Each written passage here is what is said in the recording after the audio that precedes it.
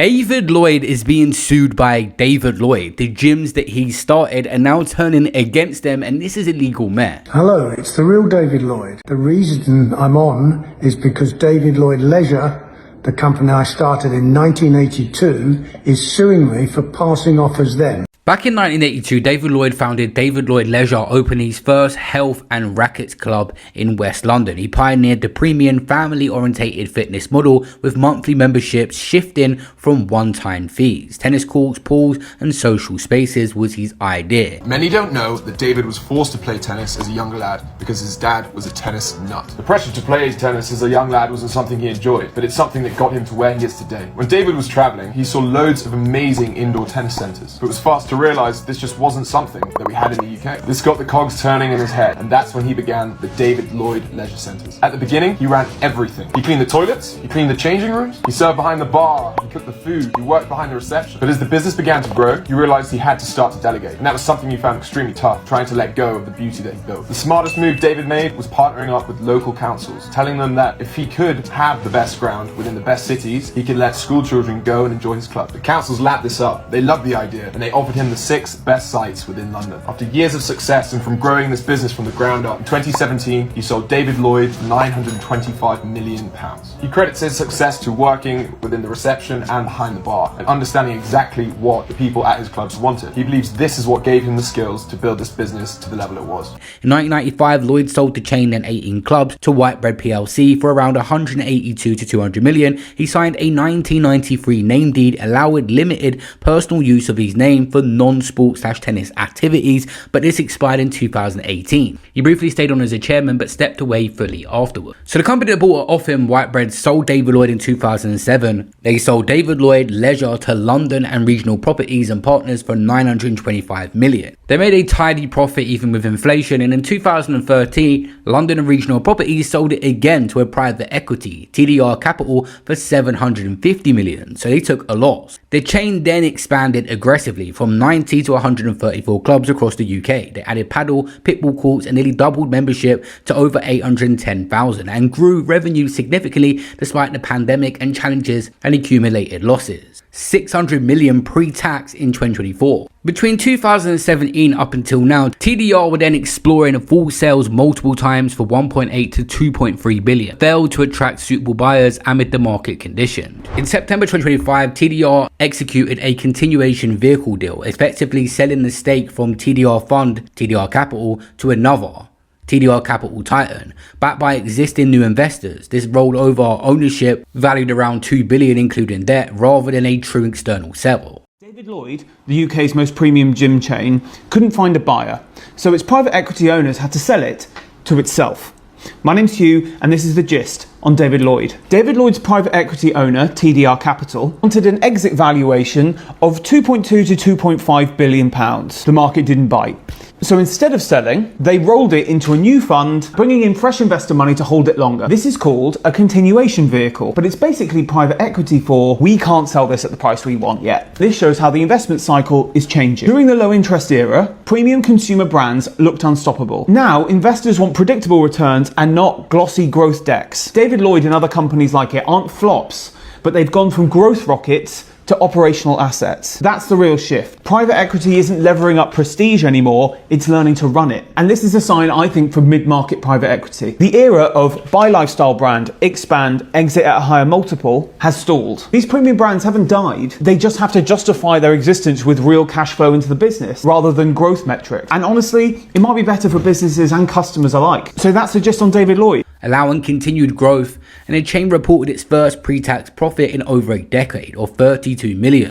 The original owner, David Lloyd, now 78, has launched new plans for a £60 million venue called David Lloyd Sports Garden, a pickleball-focused entertainment and sports concept with 6 planned UK centres. He's invested years developing it, but David Lloyd Leisure, his company originally started, sent legal warnings and claims for the alleged trademark infringement and passing off. They argue his projects created confusion by implying a connection to their brand, which owns trademark on David Lloyd. Lloyd denies it, stating the 1993 deal expired in 2018 and he's using his own name legitimately, not for conflicting activities. He publicly addressed it on Instagram, calling it a battle over the right to his name.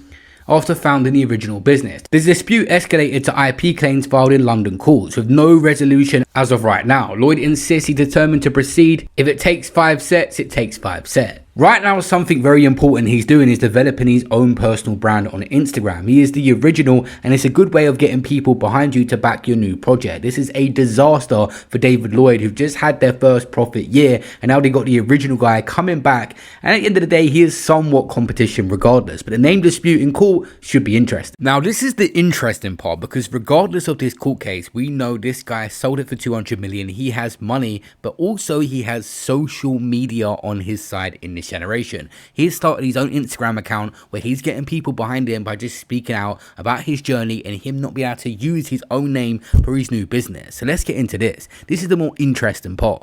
Hello, it's the real David Lloyd here. In 1982, I opened my first club in Heston, Middlesex.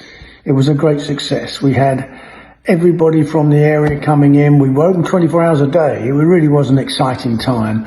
And from 1982 all the way through to 1993, we expanded. We built clubs all around the M25 and they all were doing fantastic. And in 1993, our advisors said, let's go public. Let's have a UK flotation. Everybody knows the clubs and it will be very successful. And it was all going well. About 2 weeks before the flotation, we were in a meeting with all the lawyers to be signing off the paperwork, etc. And one of the lawyers asked the question, who owns the name David Lloyd?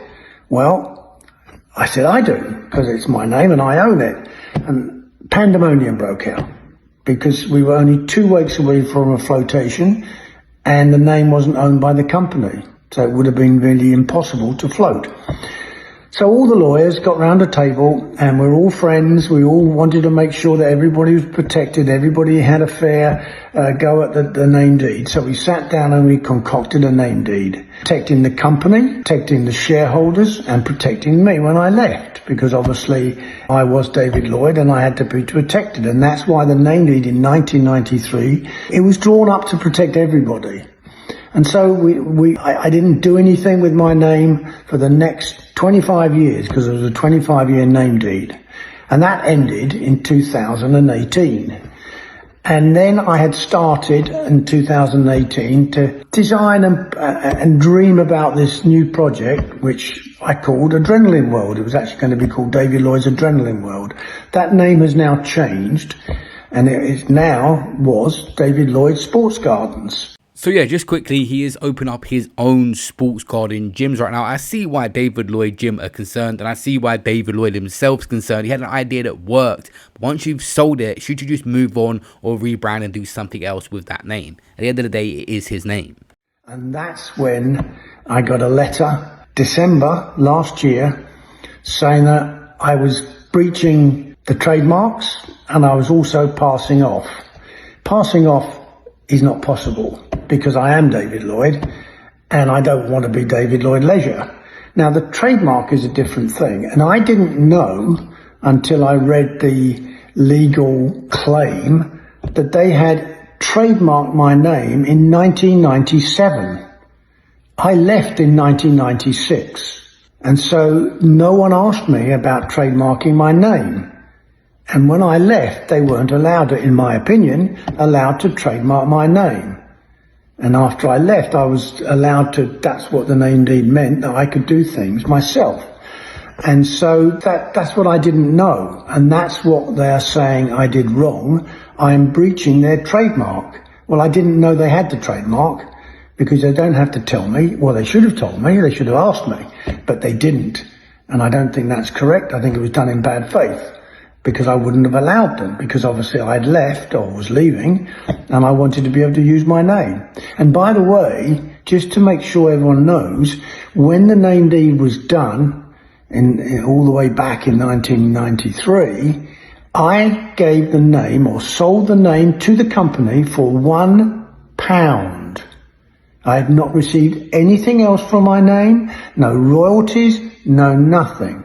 So when I left, in 1996, I had taken no money for my name. This trademark dispute is going to be settled in court and we'll find out the outcome, but this guy is investing 60 million into this new project that he has a vision for, a lifelong dream, something he wanted to do, a proper massive gym. And obviously he's not a competitor because he's not opening up 50, 60 branches around the country.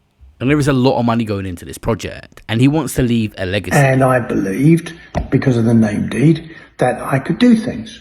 Well, I didn't do anything until 2018. Nothing happened. It was only last December I got the letter saying I couldn't use my name, I was infringing trademarks, and I was also passing off. Passing off just not right. I am David Lloyd, so I'm not sure I can pass off, and I don't want to be David Lloyd Leisure.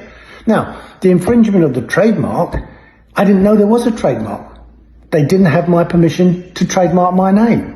And that, I think, is absolutely wrong. And so that's the crux of the matter. So I thought, you know what, why mess around? So I have trademarked, or it's in the application, and it's done, it's lodged to trademark the real David Lloyd. Because I am the real David Lloyd and I want to do my dream, which I started in 2018, 2019. I've been doing it 6 years.